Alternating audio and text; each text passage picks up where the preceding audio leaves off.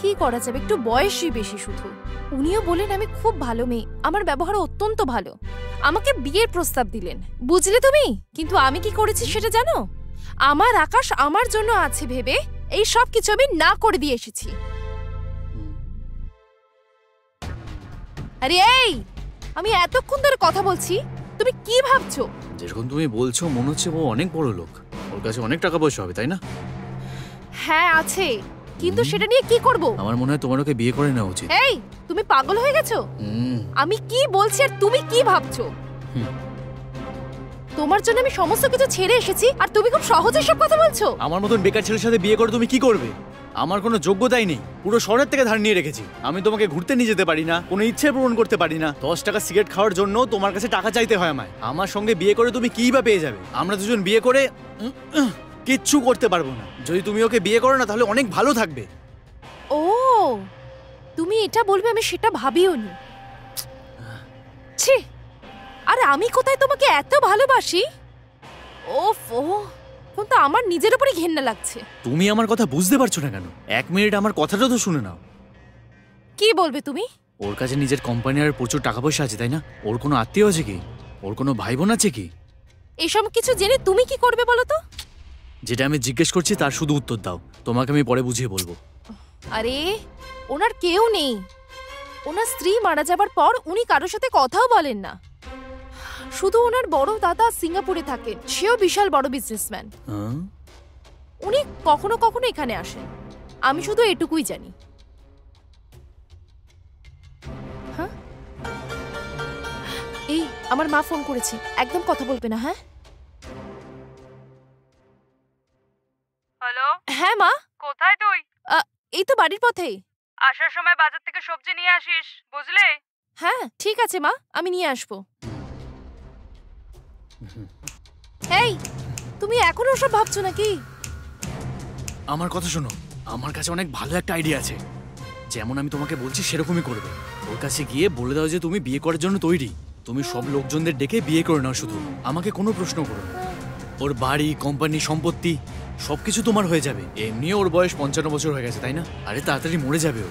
তোমার সাথে বিয়ে করার পর মরে যায় তাহলে? তাহলে আমার স্ত্রী, আমার প্রিয় শ্রীতমা, মালকিন তো তুমিই হবে। তুমি বুঝতে পারোনি, তাই না? এটা শুধু পুতুল খেলার বিয়ে।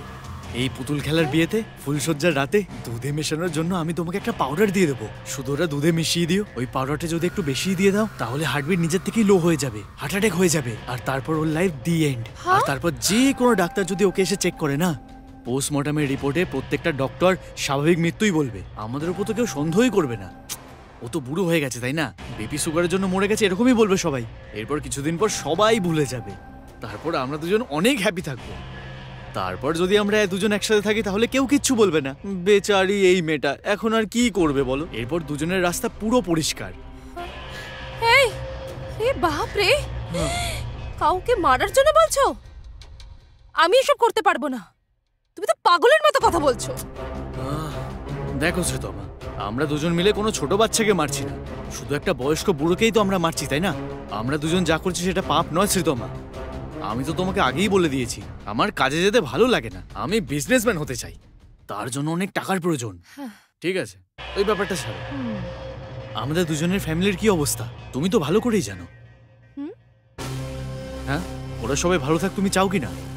আমার প্রিয় শ্রীতমা, আমায় তোমার দেখাশোনা তো করতে হবে, তাই না? সেটা আমি কিভাবে করব? এবার আমাদের কাছে শুধু একটাই রাস্তা আছে। প্লিজ একটু বোঝার চেষ্টা করো, নিজে একটু শান্ত হয়ে বোঝো জিনিসটা, একটু ভাবো।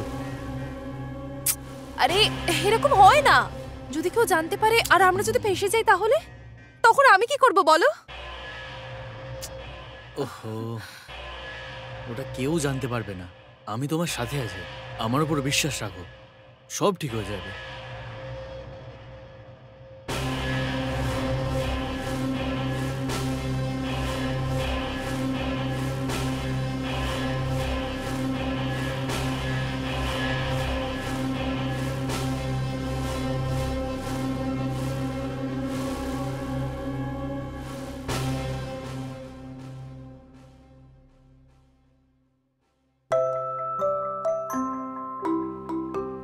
শ্রীতমা, ভেতরে এসো। স্যার, ওই মেশিনের ইনভয়েসটা আপনার কাছে আছে না নিশা ম্যাডাম দেবে? না শ্রীতমা, ওটা আমার কাছেই আছে, কালকেই আমি নিয়ে নিয়েছি। এসো। হুম।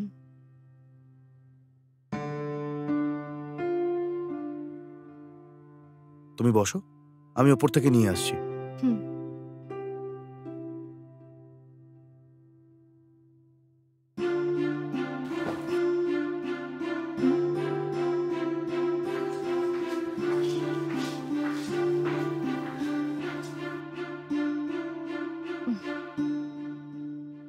হুম।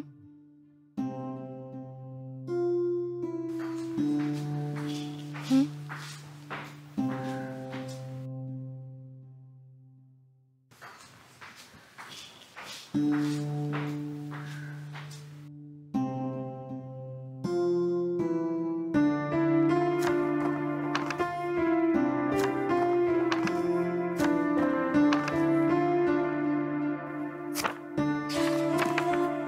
এ নাও শ্রীতমা, দেখে নাও সব ঠিক আছে তো? Okay sir.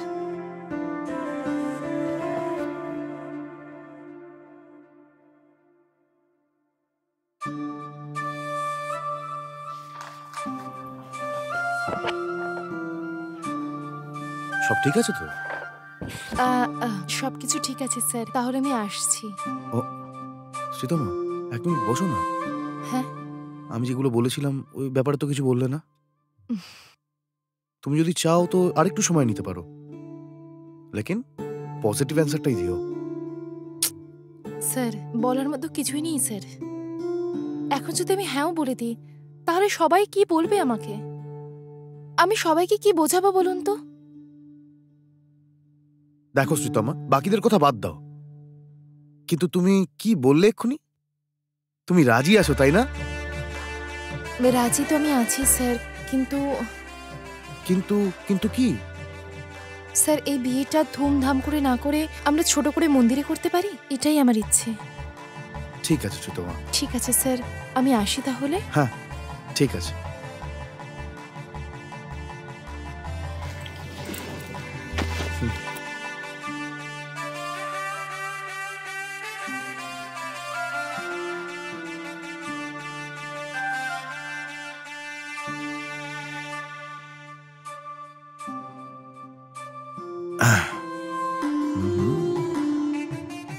শ্রীতমার আসার পর থেকে এই ঘরটা যেন স্বর্গ হয়ে গেছে।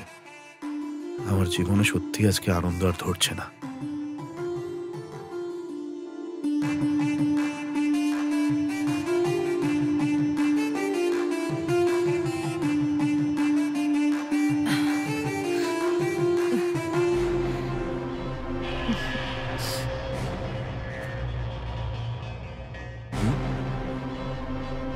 এসো শ্রীতমা, বসো না। নিন স্যার দুধ।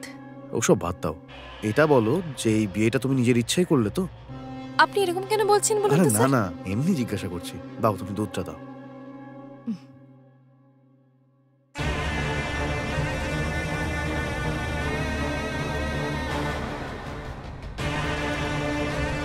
এ নাও, তুমি একটু খাও। আরে আরে, না না স্যার, আমি খাবো না। আমি দুধ খাই না আসলে। কেন? চা কফি তো খাচ্ছ। ওসব খাই স্যার, কিন্তু দুধ খেতে আমার ভালো লাগে না। ও ঠিক আছে ঠিক আছে।